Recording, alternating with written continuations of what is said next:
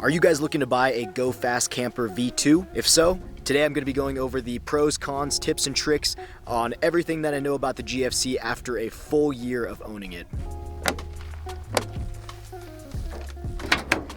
So I'm actually going to start with the cons of the GFC and everything that I don't really like about it. Number one is that the GFC is not weatherproof, so it is not dust or waterproof at all. There are areas within the bed, especially at the corners, where dust and water can come in. I got a car wash today, and so you can actually see out of the corners of the truck bed that there are drips of water coming through. Unfortunately, there isn't much you can really do about that. I've tried to add some gussets and some rubberization around the tailgate itself, but it still lets some dirt and some water in, unfortunately, but it's something that I've just dealt with. It's not a huge deal to me, especially since we live in Vegas. It's really hot, and so usually water dries fairly quickly, but if you are in an area where there's a lot of moisture, it can be an issue, especially if you can't get it to dry out underneath, because I do have a bed rug lining the bottom of the bed, and so obviously that can grow some mold, and you just don't want it to be wet like that.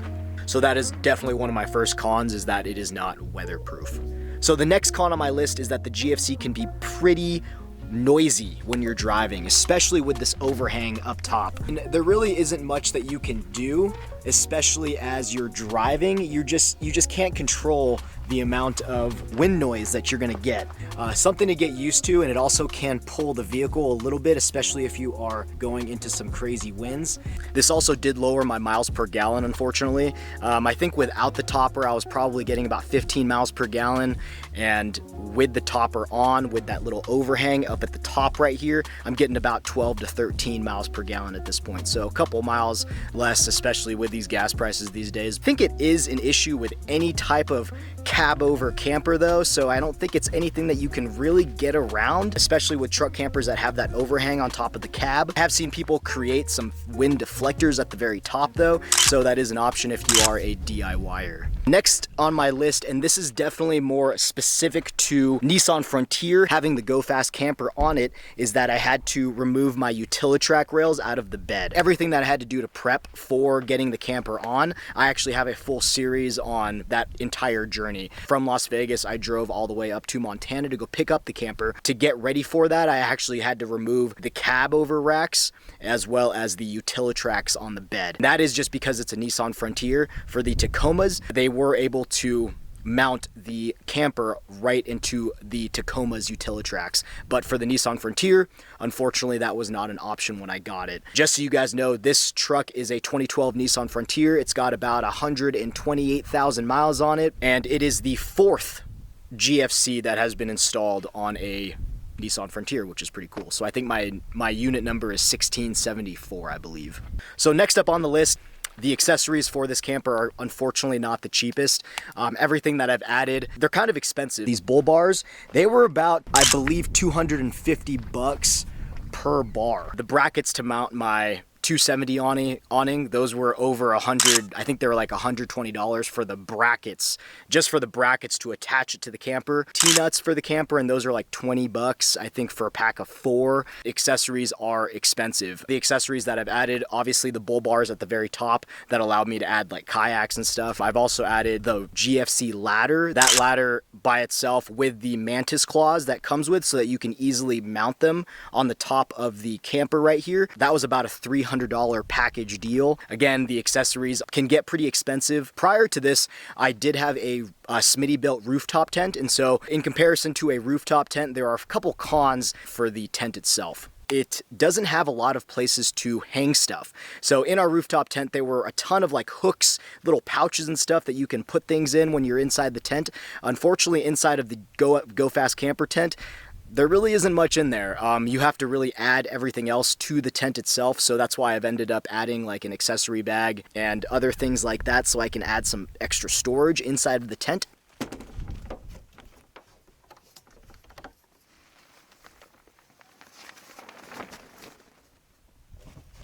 Next one up, on the tent itself, on the windows and the window screens, Go Fast Camper provided you with carabiners to actually roll up the little windows and stuff, which suck. You have to really like make sure your roll is like a very tight roll so that the carabiner really snaps in there. Versus our rooftop tent, you essentially just opened up a window and then the screen was right there. So that's one of the cons there. I don't really like the carabiner system on the windows. Bug screens for the big windows are on the inside of the tent instead of the outside. The two windows in the front, though, you can see that the bug screens are on the outside versus the inside. So from the inside, you can easily open up a window and then the bug screen will be there. To open up a window, you have to open up the bug screen and then roll up the window itself. Makes sense for the bug screen to be on the outside so you can easily open up a window.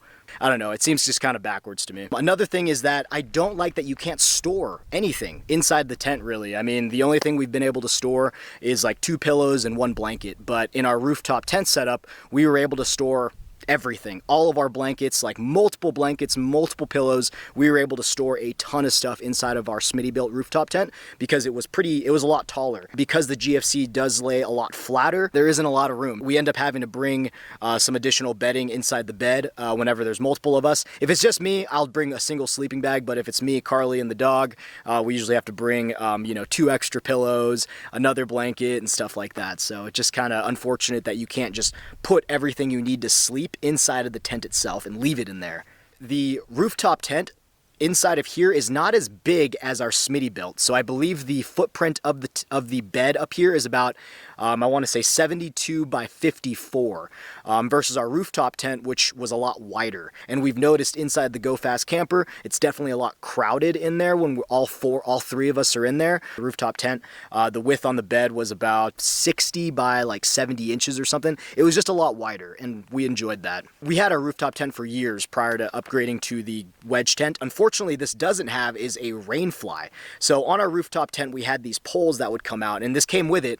We had these poles that came out and that it created an automatic rain fly over all of the windows, which was really nice. The Go Fast camper, unless you buy a third-party accessory like from Shitco or something, where they'll actually provide you some Utilitrack rails and stems to come out and hold these bigger flaps open to act like a rain shield. Again, because we were in Vegas, we rarely ever run into rain. This hasn't been a huge issue, but I know when we do finally get into some rain, it is going to be a little bit of an issue. Another thing that is I kind of have a love-hate relationship with is the forma-floors. I love the concept of them, being able to move them around in different configurations and everything, which is great. I love that. But the practicality of that, whenever you have multiple people sleeping upstairs, it just doesn't make too much sense. That's why we ended up buying the GFC ladder, so that it's just easier for us to come in and out of the tent. The forma-floors, because they are so big, it's kind of hard to just kind of sneak down into one. You kind of have to move the other person over to open those up. Love them because you can use them for seating and a place to hang out inside the bed, which is probably one of the biggest pros on this list, which I will get to that here in a second. But using the forma-floors to create a more comfortable living area inside of the bed has been very handy. So I do like that about them, but if it's just me, I love them. I mean, it's just easy for me to get in and out. I'll actually leave one of the floors out whenever I'm sleeping up here by myself. That way I can just easily jump down whenever I want to. Pros of this setup. So I love that it is easy to set up and take down. Within seconds, I had the tent up and now I have a place to sleep. I mean, easy as that. Next up, I love that I can actually lock the gear inside of the bed. So I love that there are locks on all sides of the camper. And I also love that you can open up the sides for easy access to gear. The ability to lock gear inside the camper has been really awesome, especially if we're like exploring big cities and stuff. Lock everything in. I can put some curtains up so no one can actually peek in the back, which has been really great. So I definitely love that about the camper. The next pro that I really like is that you can still use your truck as a truck. So on top of the bed, you actually have about a 500-pound weight max. So if you were to put like lumber or anything on top of the tent, whenever the tent is down, obviously, you can actually store stuff up there or move big pieces of lumber. And you can also still deploy the tent with about 75 pounds of stuff on top. So if you do have like a cargo box or something, as long as it's under 75 pounds, you'll be able to raise the tent no problem. Another pro is that, again, my love-hate relationship with the forma-floors. I love that you can do different different bed configurations. So I can stand, I can sit, I can hang out up top, which we've done a lot where we just hang up on the top floor. We get a great view and we get some really good airflow with how big these windows are, which I do love these big windows. They generate a lot of airflow, which is really nice, especially when it's hot out. Next up is that this camper fits on the Nissan Frontier, which unfortunately I can't say for a lot of different campers like this. The Frontier is kind of the lost child of the overlanding or camping space, so there are really a limited number of campers that actually fit on the Frontier. So I love that the Go Fast camper, they've created an option for 5-foot Nissan Frontier beds. In addition, the camper was pretty well priced. So when I bought this camper, I bought it for a little bit under $7,000.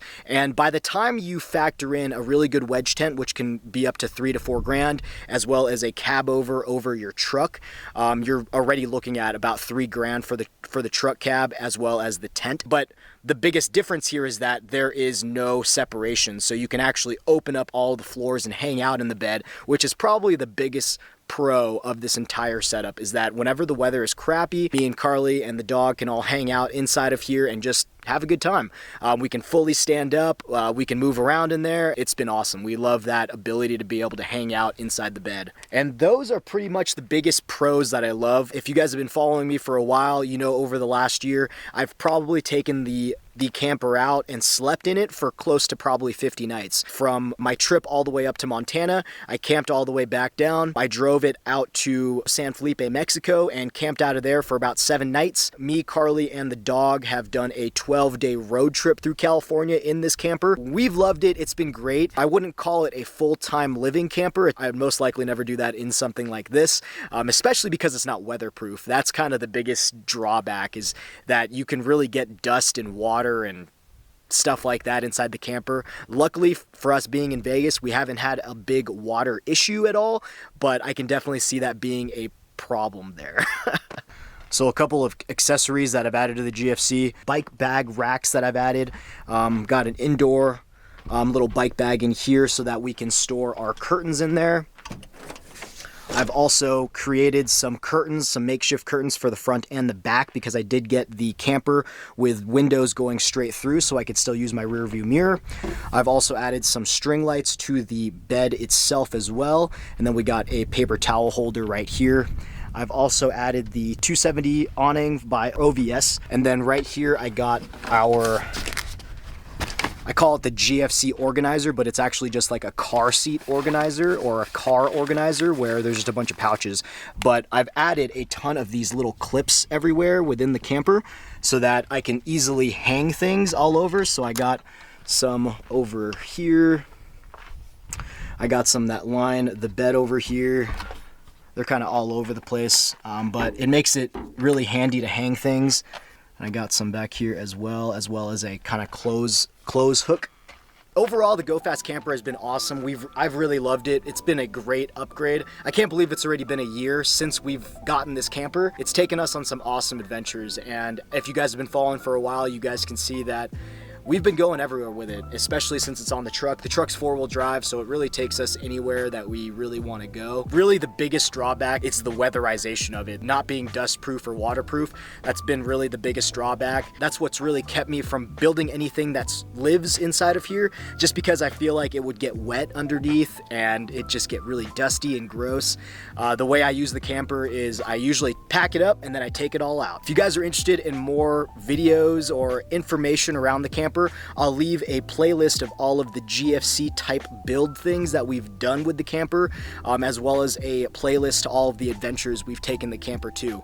So we are based in Vegas, so everywhere we go, it is within driving distance. From an hour to about 8 hours away, we've kind of been traveling all over, and this camper definitely has allowed us to do that. Super grateful to have it. It's been an awesome upgrade, especially for the money, for the price. It's been a great time. We've really enjoyed it and we've really loved it. And if you guys have any questions about the camper, leave a comment down below. Would I buy this again? I definitely would. And if you guys are new here, my name is Caden. I do a new video every week on pretty much anything outdoors, camping, hiking, fishing, gear review videos like this one. So definitely check out the channel if you guys are into that. Like, subscribe, and I'll catch you guys on the next one. Thanks.